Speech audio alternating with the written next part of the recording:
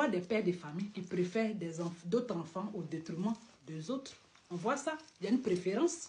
C'est un fait. Ça, vous n'allez pas nier. Des pères de famille qui vont aimer, par exemple, les enfants de la deuxième au détriment des autres enfants.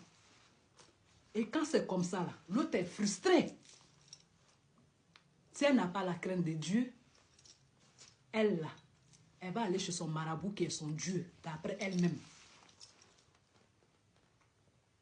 C'est comme ça la frustration vient. C'est la frustration qui ramène ces femmes-là chez les marabouts. Je ne dis pas que ce qu'elles font là, elles ont raison. Non, je ne suis pas en train de dire ça.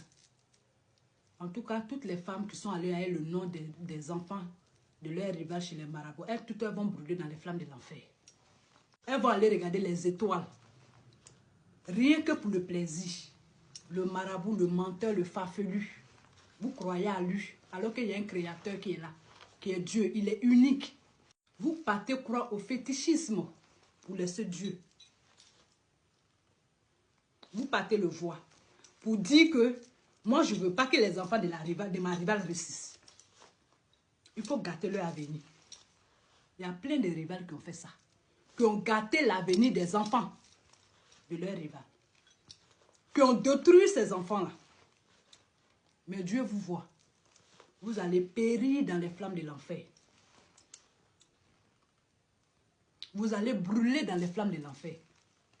Dieu vous voit. Vous les femmes qui partez basser vos rivales, votre rival. Vous les femmes qui partez basser vos maris. Pour ne pas que son bangala se lève. Qu'elle est avec l'autre femme là. Dieu vous voit. Le jour du jugement dernier là, vous allez voir. Parce qu'il y a un jugement dernier. Si vous ne croyez pas, ça existe. Si, moi je crois en ça. Vous n'avez aucune crainte, vous n'avez pas la crainte de Dieu, rien du tout. On ne fait pas du mal à tout le monde. Il y en a, ça va réussir. Mais quand ça réussit, c'est que c'est la volonté de Dieu. Il y en a, ça va réussir. Mais ce n'est pas à tout le monde on s'apprend.